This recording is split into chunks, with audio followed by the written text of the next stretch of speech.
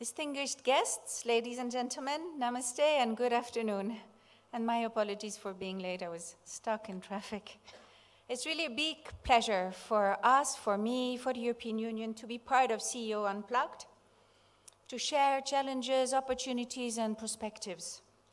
It is clear that youth and skills are interrelated and crucial components of the country's economic growth. Youth is a driver of change. You are a driver of change, whereas skill is a tool for progress.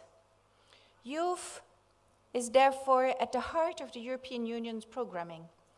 The European Union has been supporting technical education and vocational training, which is really crucial to create opportunities through investment in human capital here in Nepal.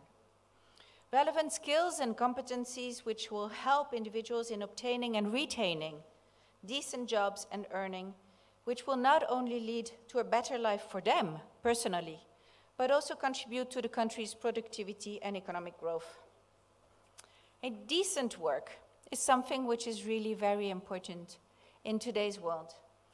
Decent work sums up the aspirations of people in their working lives. It involves opportunities for work that is productive and that delivers a fair income, security in the workplace, and social protection for families, better prospects for personal development and social integration, and also very importantly, freedom for people to express their concerns, to organize and to participate in the decisions that affect their very own lives, and equality and opportunity and treatment, equal treatment for all women and men. Productive employment and decent work are key elements to achieve a fair globalization and poverty reduction. Emerging technologies and digitalization of occupations have demanded a transformation in skill requirements, upskilling and reskilling for workers to remain relevant. Since the onset of the global pandemic, requirement of skill sets have evolved significantly.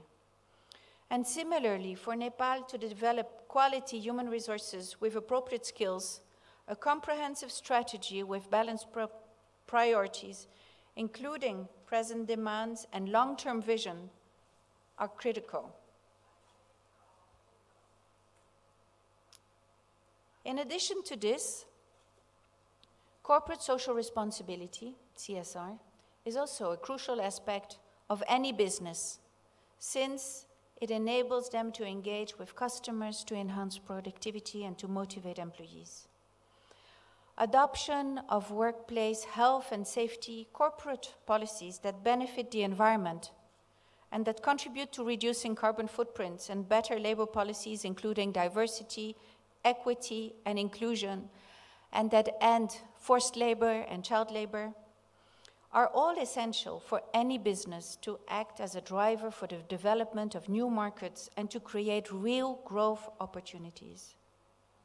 The European Union promotes corporate social responsibility in the European Union, but also encourages enterprises worldwide to adhere to international guidelines and principles.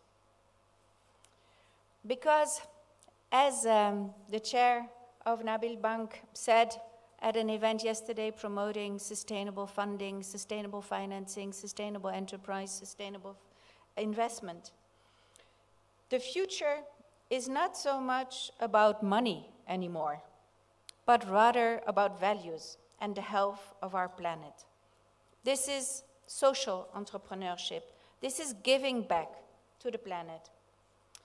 Therefore, the European Union promotes decent work across all sectors and policy areas in line with a comprehensive approach that addresses workers in domestic markets, in third countries, and in global supply chains. We put this objective at the heart of an inclusive, sustainable, and resilient recovery from the pandemic. And obviously, gender equality and non-discrimination are cross-cutting issues in these objectives.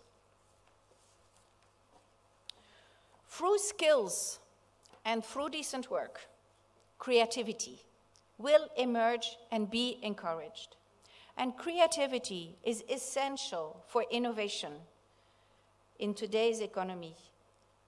to promote sustainable economic development. And this requires innovation. It requires innovative solutions. The biggest shift has to come from the private sector. Every step counts. We have to call others to join in, and we have to ask private sector to advocate for the right policies towards authorities.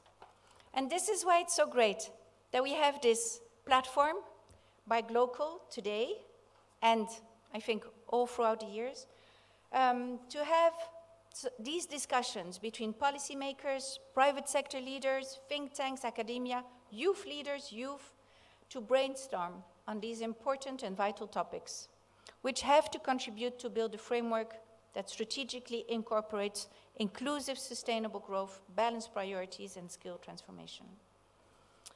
So since a few years, the European Union has been proud and happy to collaborate with the Glocal team on a variety of initiatives, including this year's Skill Week, which aims to enhance and to expand Nepali youth skills. It is really up to you to shape your future. So let me conclude by wishing all the best for very profound, insightful discussions, and I look forward to some key takeaways from these discussions this afternoon. Thank you very much.